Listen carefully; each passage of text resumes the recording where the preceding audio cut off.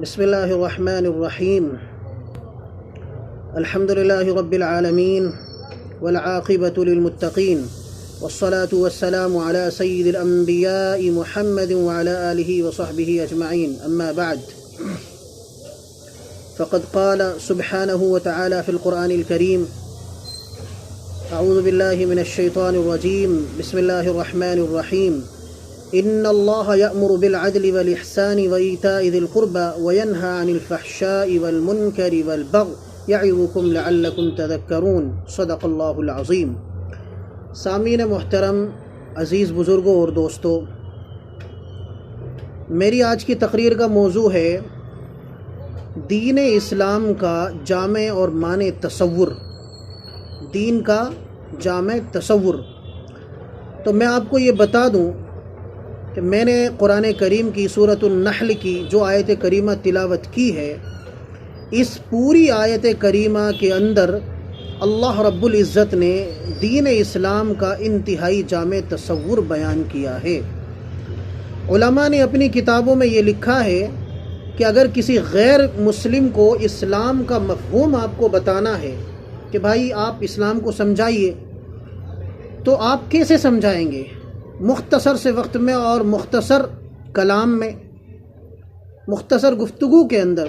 تو علماء نے یہ کہا ہے کہ آپ اس آیت کریمہ کو پیش کریں اور اس کا جامع اور معنی جو مفہوم ہے وہ آپ دنیا کے سامنے رکھیں۔ یہ قرآن کریم کی اتنی جامع اور معنی آیت کریمہ ہے کہ حضرت عمر ابن عبدالعزیز رحمہ اللہ نے اس کو خطبہ ثانیہ کے اندر مستقل طور پر اس کو شامل کرایا، اور آپ بھی جانتے ہیں کہ ہر جمعے کو خطبہ جمعے کے اندر آپ اس آیت کریمہ کو سنتے ہیں۔ یہ اس لیے تاکہ ہر مسلمان اس آیت کریمہ کو پڑھے، سمجھے اور اس پر عمل کرے۔ یہ آیت کریمہ یقیناً بڑی ہی جامع اور معنی ہے، اور یہ آیت کریمہ اسلام کا ایک بہترین مفہوم اور جامع تصور آپ کے سامنے پیش کرتی ہے۔ آیت کریمہ یہ اتنی اہم ہے کہ حضرت مولانا عبید اللہ سندھی رحمہ اللہ، جو جنگ آزادی کے بڑے سرخیل ہوا کرتے تھے، ایک جید عالم دین ہونے کے ساتھ ساتھ، ایک بہترین مفسر ہونے کے ساتھ ساتھ، ایک بہت ہی شاندار خطیب ہونے کے ساتھ ساتھ ایک بہترین سیاسی لیڈر بھی تھے، اور اسلام کو بہترین طریقے سے وہ جانتے تھے۔ وہ فرماتے ہیں کہ میں ترکی میں تقریباً 4 سال رہا، اور میں نے وہاں کی عوام کو بتایا، سمجھایا کہ آپ 40 صورتوں کا جو ایک بہترین جامع اور معنی تصور ہے وہ آپ اس آیت کریمہ میں تلاش کرو، اس آیت کو سمجھو اور اس پر عمل کرنے کی کوشش کرو کہ خدا نے اس میں کتنی شاندار باتیں بیان فرمائی ہیں۔ لیکن وہ زمانہ اور وہاں کا صدر جو مصطفیٰ کمال اس زمانے میں ہوا کرتا تھا، وہ بڑا یہودی قسم کا آدمی تھا، یہودیوں کا پروردہ، مغربیت جس کے دل و دماغ پر چھائی ہوئی تھی، یہاں تک کہ وہ تو اسلام دشمن انسان تھا، تو وہ کہاں ان کی باتوں پر توجہ دے سکتا تھا، یا اس کی عوام جو اس کے ماتحت تھی۔ بہرخیر، مولانا عبید اللہ سندھی فرماتے ہیں کہ میں ایک زمانے تک حرم شریف کے اندر رہا، لیکن اخیر عمر میں، بڑھاپے میں وہاں حرم شریف کو چھوڑ کر آ گیا۔ جبکہ حرم شریف چھوڑنا میرے لیے آسان نہیں تھا، میں واپس اپنے وطن عزیز آیا، اور میں نے دنیا کو سمجھانا چاہا کہ یہ آیت کریمہ اپنے دامن سے باندھ لو، آپ اس پر عمل کرنا شروع کرو، اس کو سمجھو۔ اس آیت کریمہ نے میرے اندر ایک بڑا ہی انقلاب پیدا کیا ہے۔ یہ آیت کریمہ کے بارے میں ہم ابھی یہاں اپنی ماضی قریب کی بات بیان کر رہے ہیں نا، اس سے پہلے آپ دیکھیے ایک واقعہ ہم نے کتابوں کے اندر پڑھا ہے۔ قوم کا ایک سردار تھا، اقسم ابن سیفی۔ اس کو جب معلوم ہوا کہ ایک نئے پیغمبر تشریف لائے ہیں اور انہوں نے نبوت کا دعویٰ کیا ہے، تو اس نے اپنی قوم سے کہا کہ میں وہاں جانا چاہتا ہوں اور اس شخص سے ملاقات کرنا چاہتا ہوں۔ تو بولے کہ نہیں، آپ تو ہماری قوم کے لیڈر ہیں، آپ نہیں جا سکتے۔ قوم نے منع کر دیا، ان بات مان لی، ٹھیک ہے۔ لیکن اس شخص نے اپنے انتہائی ہوشمند اور ہوشیار ذی ہوش 2 لوگوں کو نبی پاک صلی اللہ علیہ وسلم کی خدمت میں بھیجا، اور اس لیے کہ پتہ کر کے آئیں کہ وہ سچے نبی ہیں یا نعوذ باللہ ایسی ویسے۔ تو وہ گئے، تو انہوں نے جو وہ قاصد وہاں پہ پہنچے، انہوں نے سوال کیا من انت وما انت، تو نبی پاک صلی اللہ علیہ وسلم نے فرمایا انا محمد ابن عبداللہ، کہ میں محمد ہوں، عبداللہ کا بیٹا ہوں۔ وما انت، اور آپ کیا ہیں؟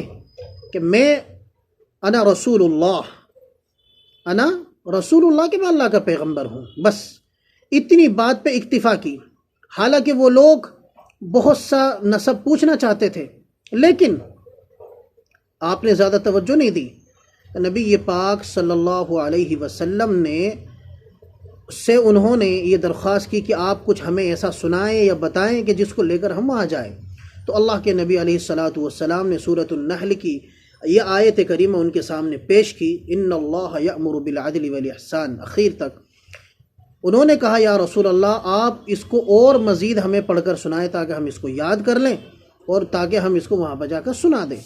تو آپ نے اتنی مرتبہ اس کو پیش کیا کہ انہوں نے زبانی یاد کر لی، اور وہ جا کر جب انہوں نے وہاں پر اپنے سردار یعنی کہ اقسم ابن سیفی کو سنائی، تو وہ اس کو دیکھ کر ہی حیران رہ گیا سن کر کے اس آیت کریمہ کو، یقیناً کہ یہ جو پیغمبر ہیں سچے نبی ہیں، سچے رسول ہیں، جو مکارم اخلاق کی دعوت دیتے ہیں اور مکارم اخلاق کو پیش کرتے ہیں، اور رذیل اخلاق سے، بدتمیزی سے اور سماجی برائیوں سے جو دور کرنے کی دعوت دیتے ہیں۔ تو انہوں نے اس آیت کریمہ کو سنا اور اسلام قبول کیا۔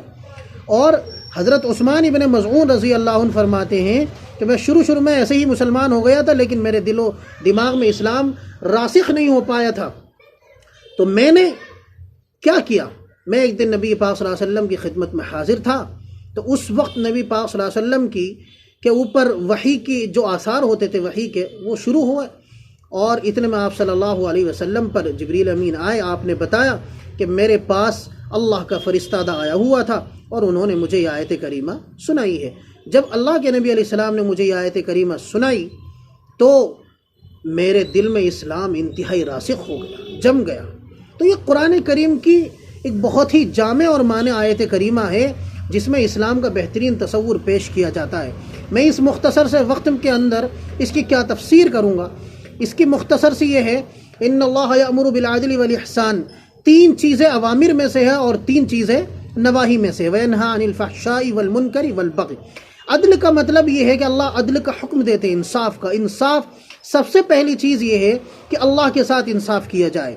اللہ کے ساتھ انصاف کرنے کا مطلب یہ ہے کہ اللہ کی وحدانیت کو تسلیم کیا جائے، اللہ کے ساتھ کسی کو شریک نہ کیا جائے، ہمیشہ یہ مانا جائے کہ اللہ ایک ہے، اللہ کے سوا کوئی معبود نہیں ہے۔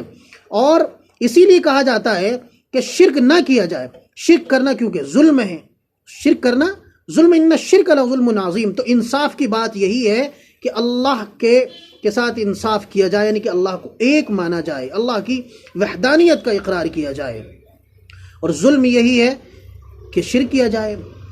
تو ایک بڑا وسیع مفہوم ہے، آپ کے اپنے ساتھ بھی آپ اپنے آپ پر ظلم نہ کریں، آپ اپنے ہاتھ کو نہ کاٹیں کسی بھی اعتبار سے، آپ اپنے نفس پر اتنا بوجھ نہیں ڈال سکتے۔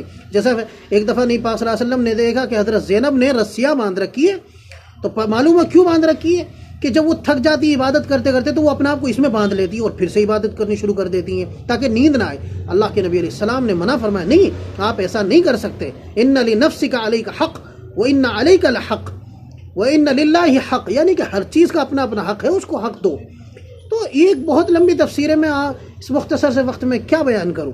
والاحسان، بھلائی کرنا، کسی کے ساتھ بھی اچھائی کرنا، بالعدل والاحسان وایتاء ذی القربى، رشتہ داروں کو دینا، ایک بہت وسیع مفہوم ہے۔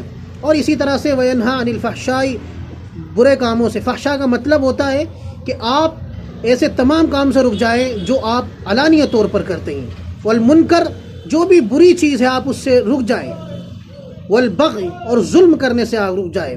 دیکھیں ظلم کے بارے میں مجھے مقولہ یاد ہے حضرت علی بن ابی طالب کرم اللہ وجہہ کا، وہ فرماتے تھے کہ دیکھیے اللہ کسی بھی حکومت کو، کسی بھی مملکت کو شرک اور کفر کے ساتھ تو باقی رکھ سکتے ہیں، لیکن ظلم کے ساتھ آپ کسی مملکت کو اللہ رب العزت باقی نہیں رکھتے ہیں، بلکہ بہت جلد ان ظالموں کو اللہ رب العزت گرفتار کر لیتے ہیں۔ ایک بہت ہی شاندار مضمون اس کے اندر بیان کیا گیا ہے۔ بہرخیر میں سمجھ سکتا ہوں کہ اس آیت کریمہ کا میں مکمل طور سے نہ صحیح، لیکن کچھ نہ کچھ تو میں نے اس کا مفہوم بیان کیا ہوگا۔ اللہ سے ہم دعا کرتے ہیں اللہ پاک ہم سب کو اس آیت کریمہ پر خوب عمل کرنے کی توفیق عطا فرمائے۔ آمین۔ وآخر دعوانا ان الحمد للہ رب العالمین۔